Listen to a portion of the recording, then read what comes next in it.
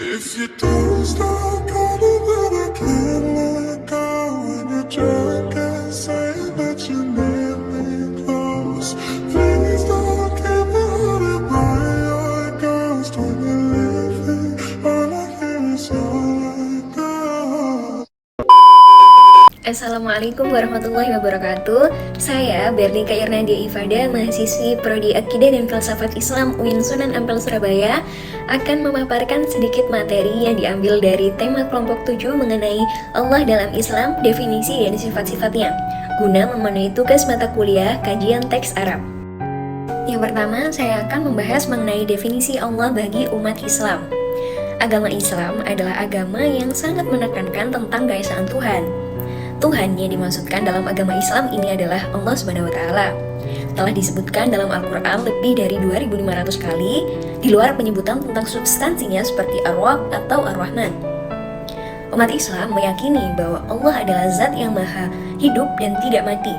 Keberadaannya tidak didahului oleh ketiadaan dan tidak pula diikuti oleh kemusnahan. Allah itu abadi dan kekal. Tidak ada yang pertama sebelumnya dan tidak ada yang terakhir setelahnya. Allah lah sang maha penyayang dan pemilik rahmat yang luas meliputi langit dan bumi dan apa yang ada di antara keduanya. Dan Allah tidak akan memberi cobaan melebihi batas kemampuan hambanya. Umat Islam meyakini bahwa Allah adalah Tuhan yang Maha Esa dan tidak ada yang dapat menyerupainya. Hal tersebut terbukti dalam Al-Quran Surat Al-Ikhlas ayat 1-4 yang berbunyi, Bismillahirrahmanirrahim, Qul huwallahu ahad, Allahus samad, lam yalid wa lam yulad wa lam yakul lahu kufuwan ahad. Ayat pertama yang berbunyi Qul huwallahu ahad, yang artinya katakanlah Muhammad dialah Allah yang Maha Esa.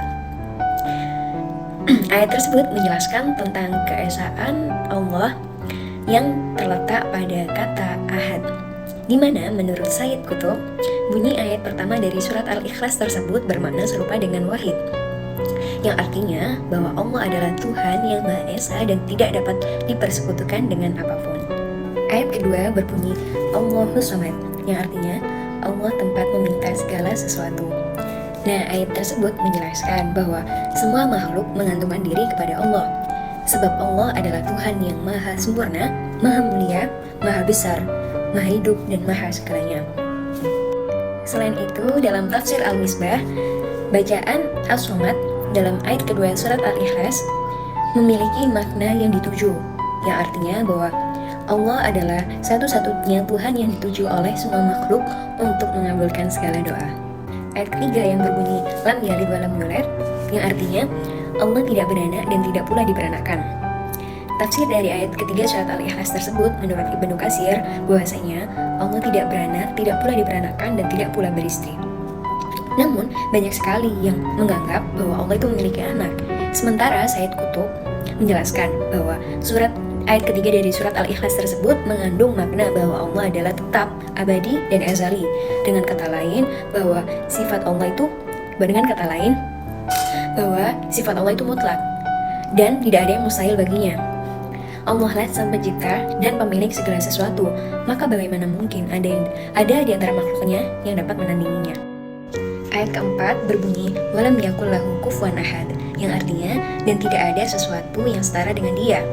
Nah, tafsir dari ayat keempat surat Al-Ikhlas tersebut menjelaskan bahwa tidak ada sesuatu pun yang dapat menandingi kekuasaan Allah, sebab tidak ada yang setara dengan dialah sang pemilik dunia dan seisinya.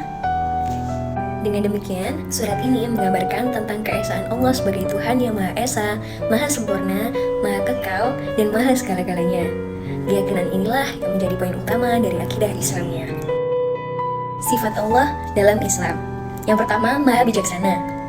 Allah adalah zat yang maha bijaksana dalam menetapkan segala ketetapan dan keputusan untuk semua makhluk yang ada di alam semesta. Yang kedua, Maha Kuasa. Allah lah sang pemilik dan pemegang kekuasaan terhadap segala sesuatu yang ada di alam semesta ini. Yang ketiga, Maha Kekal. Jadi Allah tidak akan pernah binasa maupun punah. Yang keempat, Maha Pencipta. Allah lah sang pencipta alam semesta dan dunia seisinya. Yang kelima, Maha Mengetahui. Allah adalah zat yang maha mengetahui atas segala sesuatu yang tidak seorang pun mengetahuinya. Yang keenam, Maha Suci. Allah lah yang Maha Suci dan Maha Tinggi. Yang ketujuh, Maha Esa. Allah lah zat yang tidak ada satupun yang serupa dengannya dan tidak ada sekutu baginya. Dan yang terakhir, berdiri sendiri. Allah tidak pernah memerlukan bantuan dari siapapun. Dan Allah juga tidak beranak dan tidak pula diperanakan. Jadi Allah adalah tunggal dan berdiri sendiri. Selanjutnya adalah mengenal sifat wajib bagi Allah. Nah, sifat wajib bagi Allah terbagi menjadi 20 yang telah tertuliskan dalam slide yang ada di samping saya. Selanjutnya, sifat mustahil bagi Allah. Sifat mustahil bagi Allah merupakan sifat yang tidak mungkin dimiliki oleh Allah. Dan sifat-sifat mustahil tersebut merupakan lawan dari sifat wajib bagi Allah. Sifat mustahil bagi Allah terdapat 20 sifat yang telah saya tampilkan dalam slide berikut.